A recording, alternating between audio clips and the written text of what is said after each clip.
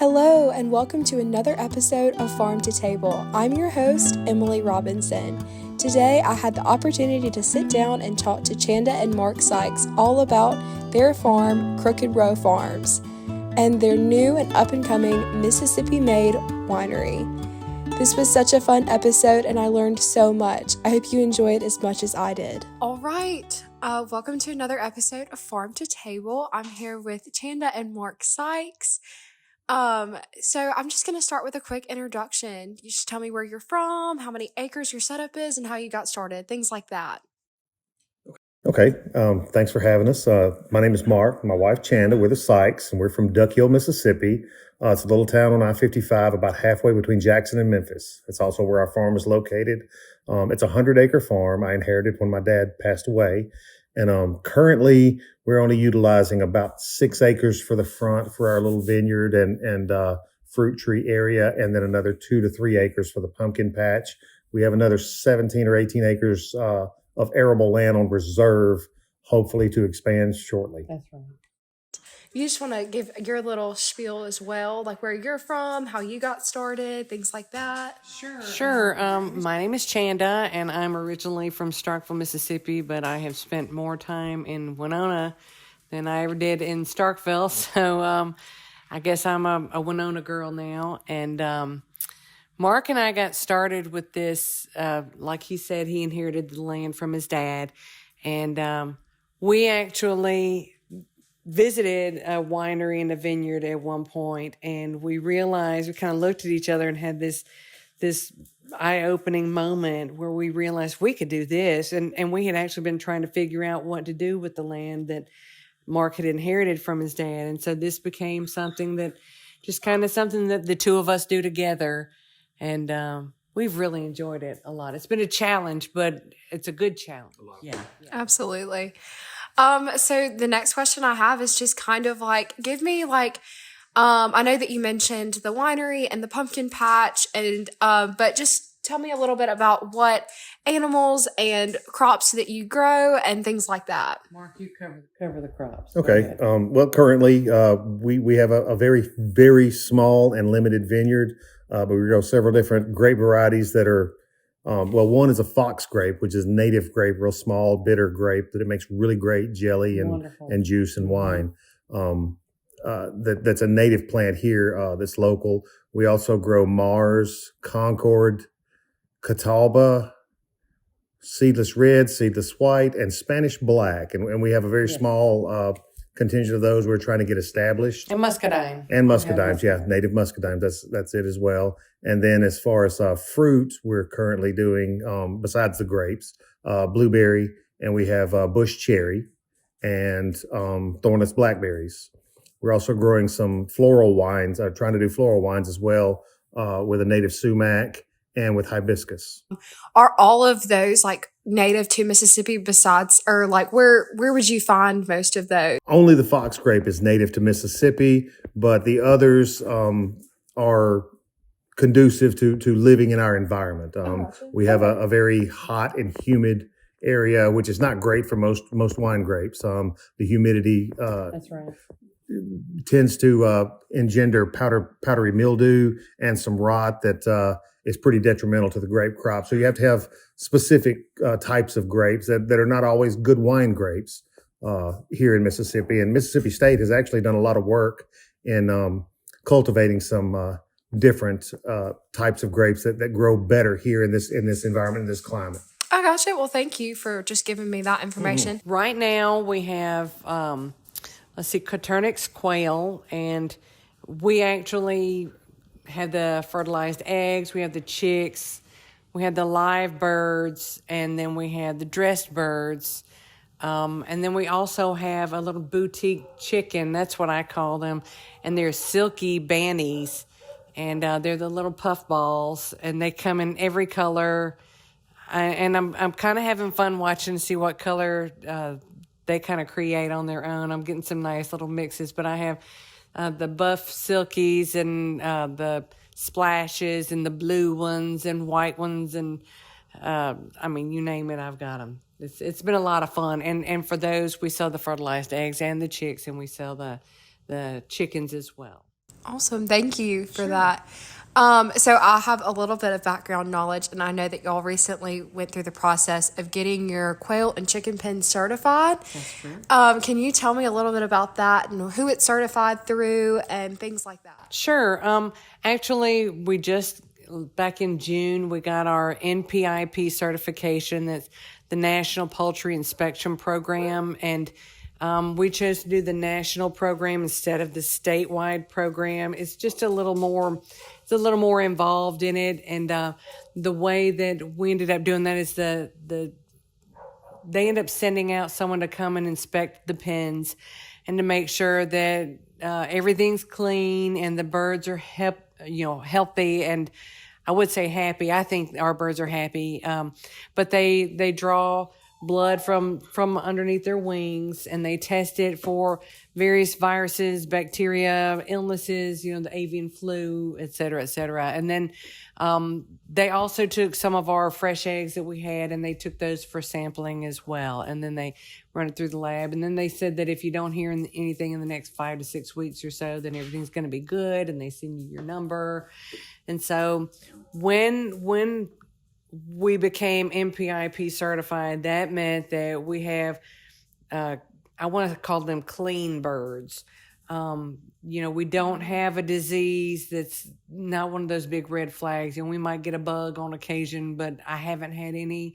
And they actually said that if you have a bug in one pen, you'll have it in both pens. But because we're in the NPIP program, I can't just accept or purchase birds from, if I see a bird I like, I can't just buy him and put him right into my flock. I actually have to buy only from NPIP certified sellers as well. Yeah, so they can't mix together and things like that. Exactly right. So we're not sharing disease. And also when I go from quail pen to chicken pen, if you ever see me, you'll see me change shoes. Mm-hmm. Because even though they say, if like one set of birds has it, then both sets of birds or all sets of birds have it. I can still keep it to a minimum. But one of the things I've stopped doing since we became NPIP certified was I have stopped letting customers that were here to purchase, you can look in through the window and through the netting. I don't let them walk in there anymore because I'm a little concerned about what comes in on feet, and that's something to be concerned about. So for the most part, do you have customers buying like live chicks or dressed or frozen? How does that work? It actually varies, and it's based on the individual. If we go to a farmer's market, which we have, and it will depend on the farmer's market, the different farmer's markets will have different needs. Mm-hmm. There's one farmer's market that's close to us that every time we go, we've taken chickens, the eggs, the chicks, and the laying hens, and then we've also taken the quail, and that would be the pickled quail eggs, fertilized eggs, chicks, live quail, and dressed quail. And at one particular farmer's market, we'll sell out of everything quail, but sell no chickens. And then we'll go to a different farmer's market, and we'll sell out of everything chicken and nothing quail. Yeah, absolutely. So it's kind of neat. When people come to the farm, though, I generally know what they're looking for, but I have to kind of hold them back, though, with that NPIP certification because they want to go ahead and see what we've got. Yeah. And so I have to kind of hold them back. Absolutely. And one of the other things about this certification, it's an annual. You're not certified. Once you get certified, it's not forever. They have to come back and inspect and draw blood and do the egg testing every single year. Is it more of an appointment type thing, or is it kind of like a surprise, like how in the restaurant schedule industry? An appointment. I gotcha. Okay. Before your license expires. That's good. So you kind of have time to prepare. Yeah. So I know you mentioned the farmer's market and the people kind of coming to your farm.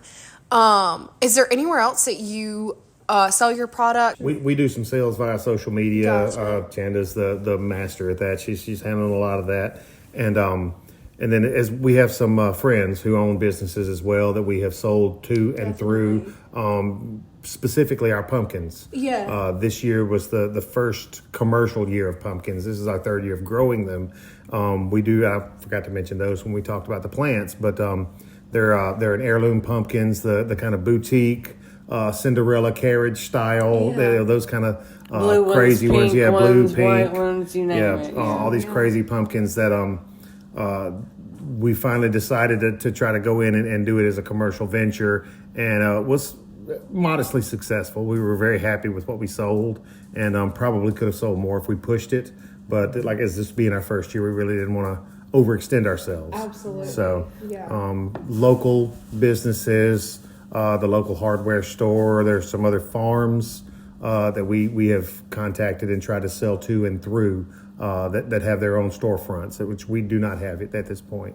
Hopefully soon. We have also had some really good feedback and help from some of the local co-ops, because I made flyers and I put those around, and I found the local co-ops to be very willing to help and offer, and some of the produce stands are also helpful as well. So that's been very helpful. But the Instagram, we try to put information on there on a regular basis.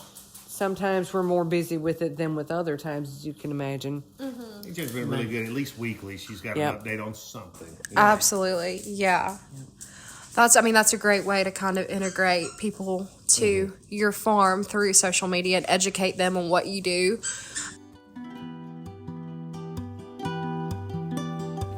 Are you a fan of farm fresh, locally sourced goodness? Look no further.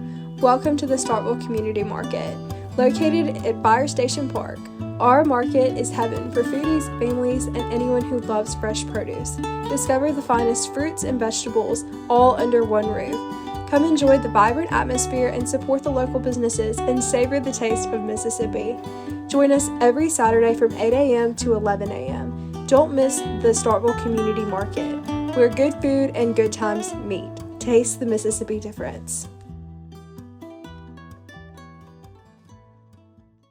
I would love for y'all to just talk about like the wine process and how you got started with this and things like that. I'm just very interested in this. Yeah, for me, early on, and this was back in the late 80s, I actually took some courses at MSU. They had an enology department, actually. I think it's gone defunct now, but they had a little chalet and an actual winery, and they had a wine appreciation class, and you finished the history and appreciation of art of wine, and it counted as a fine art, but you came out as level 1 sommelier. Wow. We did that, and actually the professor was Dr. Vine, oddly enough, but I was fascinated by it. I took it to get out of art appreciation and music appreciation. I had to take music appreciation. Yeah. I'm so jealous. So, I had to take intro to theater. I did that, and really enjoyed it, and ended up taking some classes at the chalet, and we delved into the winemaking process and some of the history of the French and Italian wines, and I was just fascinated. Yeah. So fast forward about 30 years, and we were doing this bourbon trail in Kentucky, and it was an anniversary present from Chanda to me, and I believe it was Four Roses Distillery. It was.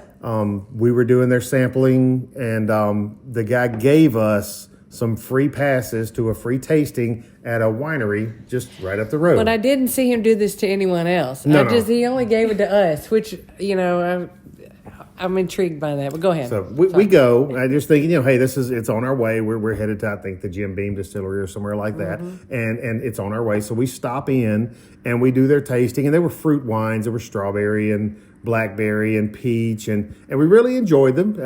But we came away saying, why can't we do this? Yeah, my family has made homemade wine for years, and I have done it, and Chanda's family's done it, and why couldn't we do something like that? So on the course of the next couple of days, every chance we got, we saw a sign for a vineyard. We pulled in and tried and sampled, and we came away just talking about it being a kind of pipe dream. But the more we talked about what to do with the farm, we talked about why can't we? So we started doing some research and found out that in Mississippi, it's a little more difficult than it is in other states. One of the requirements they have is that 51% of the product to be bottled has to be grown in the state of Mississippi.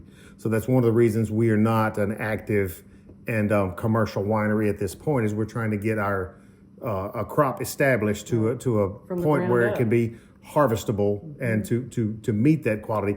But right now we're just playing and experimenting. And a lot of the wines that we have made and shared with friends are floral wines. We've made hibiscus, we've made honeysuckle and rose petal, and that we, a lot of people we've had some really good feedback. We've done blackberry, blueberry, pear, peach. The strawberry jalapeno has been a big hit with That folks. sounds delicious. Prickly pear was another one. Prickly pear from the cactus, the cactus fruit. That was another really big one. The staghorn sumac. It's a native plant here. Yes. It's something that the Native Americans made a lemonade type drink from. It's just chemistry to get a fruit to ferment. And there's certain pH levels you need to hit and certain sweetness levels, which are called bricks, that you need to hit before you add the yeast, which is called a pitch. And then you go from there. At that point, it's just a matter of letting it work. It does all the work for you. You check it with a hygrometer and find your alcohol levels. And there's, like I said, a little bit of chemistry, a little bit of math, but it's also a little bit of magic involved in it. So you kind of hit that sweet spot and you stop the fermentation and draw it down, clear it and decant it and taste test and see if you like it, and then you bottle it and you wait. You bottle it and enjoy it. It's a lot of fun. It really is a lot of fun, and like I said, it's just something I was fascinated with 30 years ago and never saw myself ever being involved in it in a commercial way, and so it's a really kind of cool thing. And I think Chanda has jumped in with both feet and been really, really ride or die with me on this. So Well, she's kind of. This was I was challenged. Mark said the vineyard's in my name, so it is woman run 100%, but or at least woman owned 100%. And of course, Mark and I are a team, and I couldn't do it without him, and I'm sure he could do just fine without me. Don't sell yourself short. Nonetheless, one of the things that we wanted to do to bring some authenticity to our winery that is to come, because not everything can be done just instantly. It takes time, and this is something we find. We go to the vineyard every day, just about, and do something, whether it's with one of the animals or plants or whatever. One of the things Mark challenged me to do, though, and that was to bring the authenticity to the vineyard, and the winery, was to obtain my sommelier. Yeah. And I was a little nervous because I had never done anything like that before, and I had only, I'd say within the last 15 years or so, started enjoying red wine. Mark used to make fun of me because I would only drink white wines or rosés, but I learned to love red wines, and they're actually my favorites now. But anyway, I did the level 1 sommelier test, and I did that in Nashville and passed it, much to my surprise. But Turns out she had a real knack for it. apparently so. And we actually went on a trip in Texas, and we were trying wines at a winery, and I tasted the wine, and I looked. They weren't going to tell us what the secret ingredient was. I noticed it was very vegetal, though, and it was a white wine. And I looked at Mark, and I looked at the lady who was serving us wine, and I said, I taste. And she said, you're never going to guess it. And I said, I taste celery seed. And she said, how'd you know that? And I said, I just got a flavor for it, I guess. Yeah. But it's one of the things. So apparently I do have a little bit of a knack for it. But then, sensitive palate. But then I went and did the second level for sommelier, and there's only 4 levels. And so I passed that, which, again, I was shocked that I passed that. And just because I've never tried anything like this, And next thing, I'll go for level 3. I probably will not go for level 4. Is there a reason for that, or is it just because level 3 are master sommeliers? Yes. They are your high end 5-star Michelin restaurant. That's what they do for a living, is wine.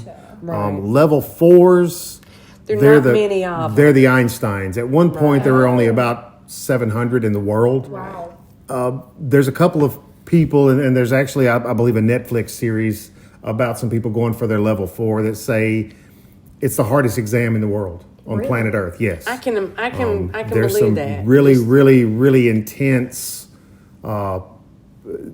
things that they do. They'll give you a blind wine and tell you need Yes. what year, what type. Wow. where it was grown, terroir. what the season was. Yes. Yeah, I mean, it's crazy that these people even have these kind of taste buds. So level 4 is one of those impossible dreams. That's one of those really almost nearly impossible to attain rankings. And if you got that, that's something you spent your entire life dedicated to. And I'm not saying that I wouldn't have that desire to do that.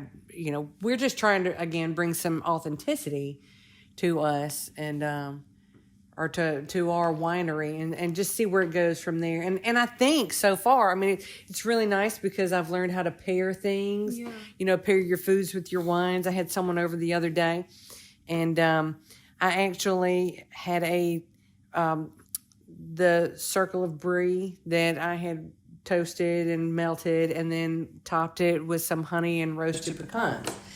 And that sounds really good. It was delicious, and that was one of Mark's things that he made, and he showed me how to make.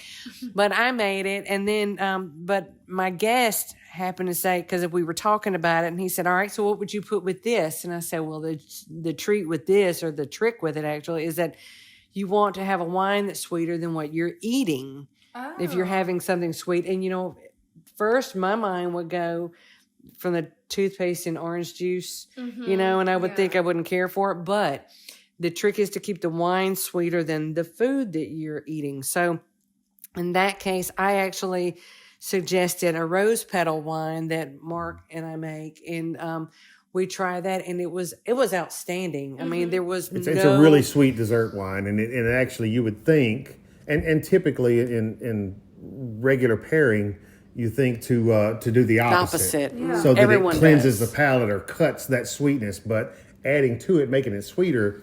It was delightful. Yeah. I don't know if you've ever had pineapple and then grilled pineapple. Yeah. The difference. It's different. Yeah. Right. That's very similar in idea anyway. The basis of that is to increase the sweetness. Right. Definitely. But had so I it doesn't not take away from your dessert. Right, but had I not had this sommelier lessons, I probably would have been stuck in that old rut of do the opposite, give him a dry wine to go with his sweet dessert. And there's nothing wrong with that. Right, but this is But just, you want to I like to enhance think your outside dessert. the box, and I feel that it offers more options to our customers at the same time. Definitely, yeah. So do you have a favorite wine that you both, just tell me about your favorites, I guess. That we make, or just overall? You can do one that you make or one overall. It's up to you. I have recently, and I actually I cheated. I bought this as a kit. It was just grape juice, but it was made from an Italian grape, a Sangiovese grape, and I fermented that and made it into a Sangiovese wine, which is one of the Italian noble vintage or types of wine, and it's a dark red. It's real dry. But it's very red fruit flavorful. Full body. Yes, it is a lot of body to it. Sangiovese is one of the things that the Italians make Chianti and port wines from. It's a blend of Nebbiolo and Sangiovese and some other grapes, but the Sangiovese as a standalone wine is really outstanding, and I don't think it gets enough credit. It's one of my favorites. Now, Chanda can talk more about different commercial wines like a Tempranillo or a Chateauneuf de Pape. That's exactly what I was going to say. Yes, he knows me too well. Right now, my favorite wine to drink, but that's not ours now, is a lovely Chateauneuf de Pape.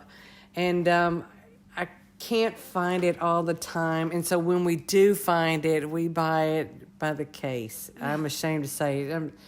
But I'm not ashamed to say it because I love it. And then another wine that we have been enjoying is a really nice Tempranillo. And that's actually one of the grapes I would like for us to try. But they are susceptible to the powdery mildew. And, it's a Spanish wine. It's a northern Spain Castellan grape. And they tend to like more temperate probably dry, areas.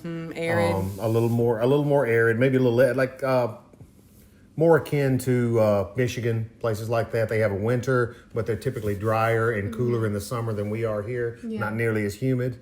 So you can grow it in the States, and they grow it in California. They grow it in Texas, but it's really hard to grow here. I gotcha. But see, I would love, and the other one is like he mentioned earlier, the Sangiovese. I just adore that particular wine, and Mark did a beautiful job on it. That would be another type grape that I would like to try growing here. But so as far as my wines that I'm drinking right now, it would be a Sangiovese. It would also be a Tempranillo. Sorry, it's a Spanish teacher. And then the other one was the Chateauneuf-du-Pape. And honestly, that's the only French wine that she actually named an Italian, a Spanish, and a French wine. Wow. So we're not by any means biased towards not at all. Yeah. Not at all. We will go across the board. South American, Chilean wines, they're all wonderful. Is there any country specifically that you would love to visit a vineyard from? Italy. Oh, yeah. Without a doubt. First and foremost.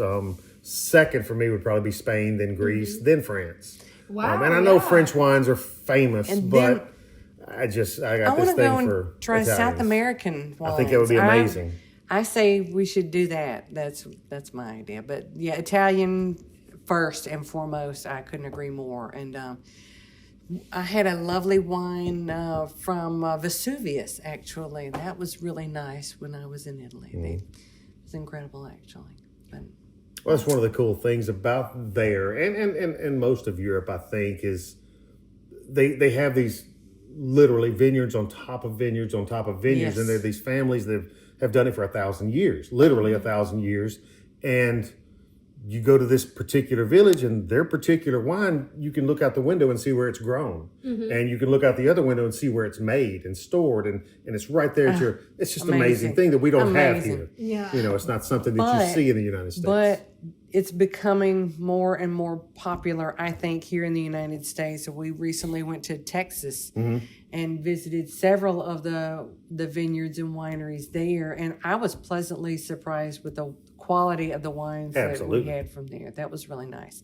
Haven't made it to California yet for wine tasting, but we're working on it. I would also like to go to Willamette. In Oregon. In Oregon. The Pacific Northwest has a storied tradition of winemaking. And they have won a lot of gold medals out of Willamette Valley. And then I actually took some classes, winemaking classes online, if you can believe that, and made friends across the United States, and they're all actually actively making wine. So, you know, we could actually go on a really long field trip and go in Michigan and Wisconsin and all kind of places. It'd be amazing. Absolutely.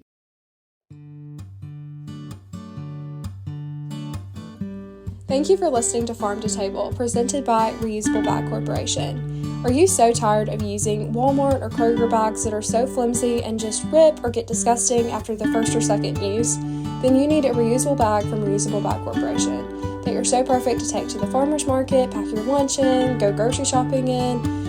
Anything you might need a bag for, they're great for. So for 15% off your next purchase, use the code FARMTOTABLE. Now let's get back to the episode. So what is your goal? What is your end game with this endeavor, the vineyard and the farm and everything?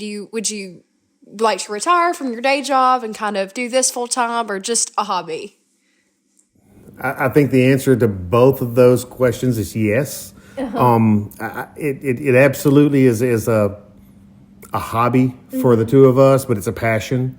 We both love it. At best, it would be a commercial venture after we retire.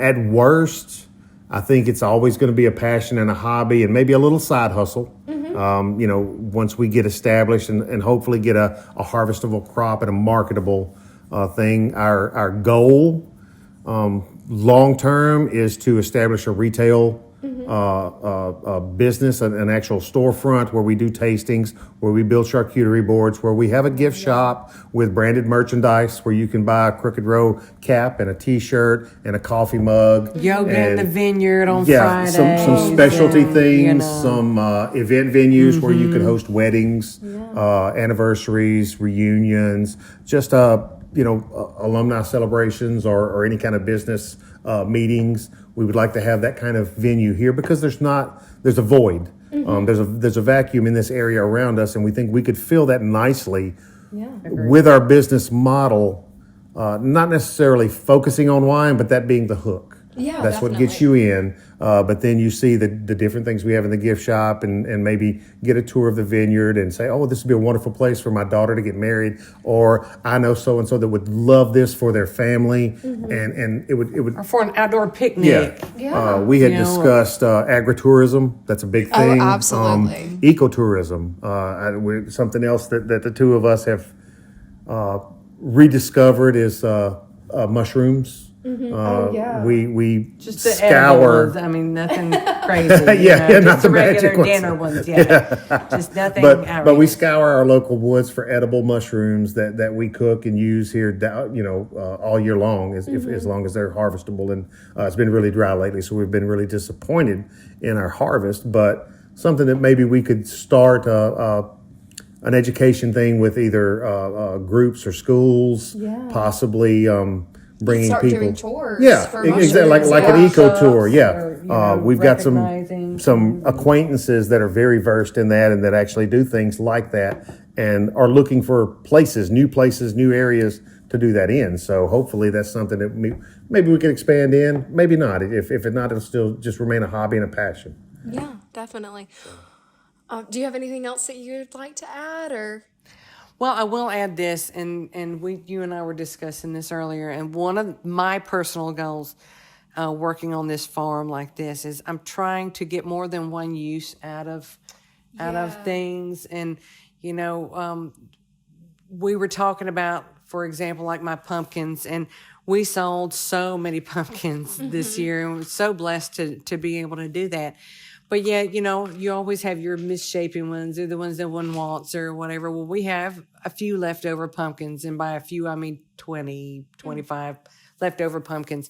And one of the things I want to do is I want to cut those up, and I want to offer those to our birds because it's not only a wonderful treat and they do so much for us, but it also, it's a wonderful, healthy thing for them. It's a dewormer, basically, a natural dewormer. And so that keeps them healthy. And so, not only have we sold pumpkins and donated pumpkins, but now we're helping the health of our birds. Absolutely. And keep that, high, their health high as far as I'm concerned. Minimizing the waste. Yeah. It does. And then also whenever I clean the bird pens, I make a compost pile. And then in the springtime, I take the compost that has been sitting all winter long, and I go and put it around the grapes and the blueberries and the blackberries and the hibiscus and everything. And the pumpkins. And the pumpkins so even. It circles back.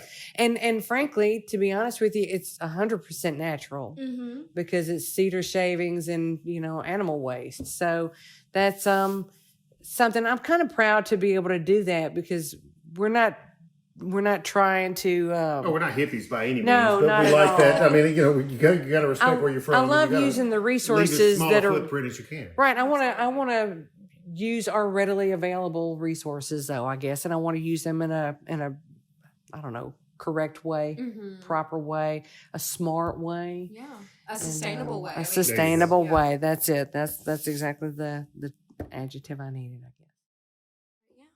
Well, thank y'all so much for coming and doing this for me. So welcome. Y'all have Always just a taught pleasure. me so much. So thank you. All right. I'll see Thanks. y'all later. Bye. Bye. Thank you so much for joining me on another episode of Farm to Table. I hope that you enjoyed hearing from Chanda and Mark Sykes at Crooked Row Farms as much as I did. Keep up with all things Farm to Table on all your social media platforms at Farm to Table. Make sure to like and subscribe wherever you find your podcasts. See you again soon.